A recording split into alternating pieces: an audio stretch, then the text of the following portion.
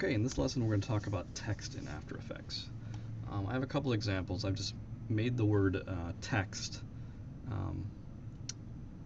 in Photoshop and in Illustrator, and I'm going to import those right now. Let's just find those. So those are my two files.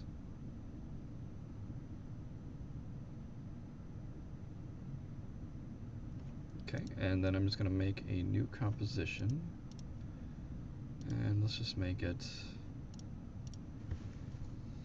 1280 by 720, and the rest of that stuff is fine. Now I'm going to make the background, all my text is black, so I'm just going to make the background white so we can see it. So now I'm just going to drag, and these are just rather large size files, so I'm just going to, let's just make this, scale this down since it's about, that should do it. Okay, so right now it's a little difficult to see which one is which. Let's move these both a little bit more towards the center. So the way that you're going to be able to really tell is that Photoshop is obviously raster and Illustrator is obviously vector. You can import either into After Effects. Both work beautifully. However, there's an advantage to using an Illustrator file. So if I click on this little star right here, right? It says for vector layer continuously rasterize. What that means is that After Effects will recalculate the size every time you make a change in the scale of the object. Doesn't seem like much right now, but watch when I click that. So when you zoom in, doesn't really make a difference right now, but I'm going to grab both of these and just make it a little bit larger. So now you're starting to see, let's do this. Let's make this 200 and make this 100. So now you can see that as this gets larger, the Photoshop one is starting to get blurry. That's because it is a raster graphic. Let's move it down a little lower. Which means that as you scale it up, the edges are going to start to blur. However, since this is an Illustrator file, it doesn't matter how big I make it. So let's just let's hide that Photoshop file. Let's just look at the Photoshop one first, and I'm going to scale this up. Let's just make it 100. And you can see that the edges are very blurry, right? So let's turn that off and make this 800. So you can see with the Illustrator file, the edges are still very nice and crisp. So obviously it's favorable to make text in Illustrator, but you have a third option. So let's get this back down and make this one, so I can get these both in the shot. I'm going to make a third one in After Effects. So I'm just going to click, and I get a new text layer, and I'm going to type the word text. And you don't see it quite yet. That's because I need to make some changes to it. So I'm going to go over here to the character window. I'm going to change fill color to black, and let's change it to the matching font, which is Clarendon.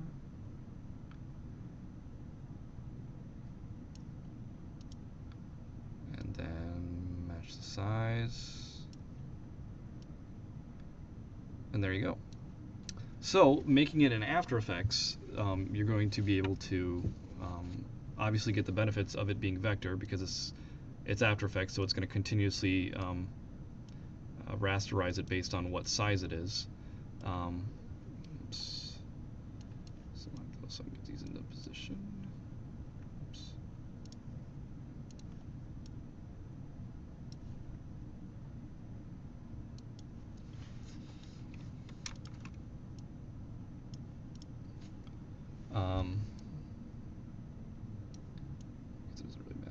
nicely these are lined up. But also on top of that, when you get larger pieces of text, you can actually add animators to them.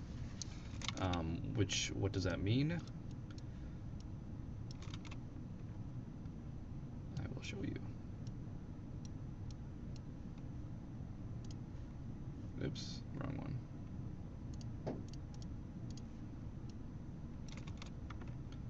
Did I just reorganize these and not even realize it? There we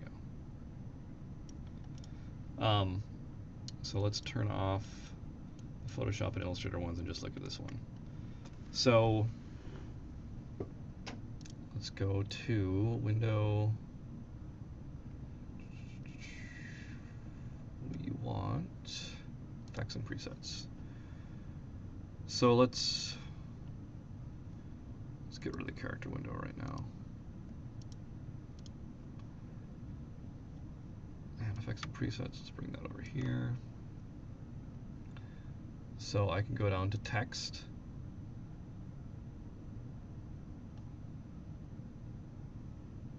Actually, that's not what I want to do. Let's go to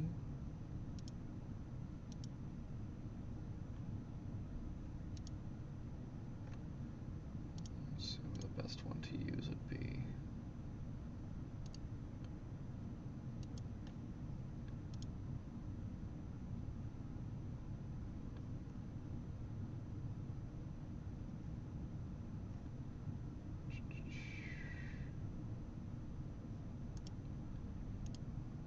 Be missing something completely because animation presets, sorry, there, text. So let's say I want to animate the word text in, so I can simply grab one of these and say drop in by character, and I can drag that over to the text. Now this will automatically add some keyframes to it. Under Animator 1, range selector. So now it'll animate each letter in individually, and I can make changes that and adjust that how I see fit. So that's one benefit to making text in After Effects, is you can animate it in ways that you can't with a Photoshop or Illustrator file. Otherwise, I mean, it still behaves. And you can do this with large pieces of text too. Like, so if you have a couple sentences, it can animate a letter in at a time, a word in at a time, a line in at a time. But yeah, again, like I said, let's just get rid of that animator for now. Otherwise, these animate exactly as any other objects do in After Effects. So like, let's just put this back in the middle, and I'm messing with the Illustrator one right now. So let's say I wanted to animate it in, so I can click on the stopwatch in front of position to indicate that I want to animate that property. And this is where I want it to end up. So let's say I want it to fade in over 5 seconds. So I'll put that keyframe in at 5, indicating that's where I want it to end. And then over here, I can simply drag it off screen, and you can see there's a little line there that indicates where it's going to go. And then let's move the preview area here by just hitting N. I'm going to hit O. And that's going to animate the text in, right? And the little line that you see here has some Bezier handles, so you can add, whatever motion you want to it. So if you want a little wave or whatnot, you can add that there. You can have it ease into a keyframe. So let's say you want it to slow down as it gets into place. So I can select that keyframe, right click, and go to ease in. And it'll slowly ease into place. So that's how you can animate basic text in After Effects, either using the traditional keyframe method or using these animators. Not only do you have an animate in section, you also have an animate out. So if you want to translate them in, I wouldn't get too carried away with that kind of stuff. I mean, just using the basic keyframe animation will go farther. If you use too many methods of animating text in and out, it can get visually confusing for your viewer. So it's like effects in After Effects or in Photoshop. You don't ever really want to overdo it. So moving forward, we're going to cover basic linking of objects in After Effects next.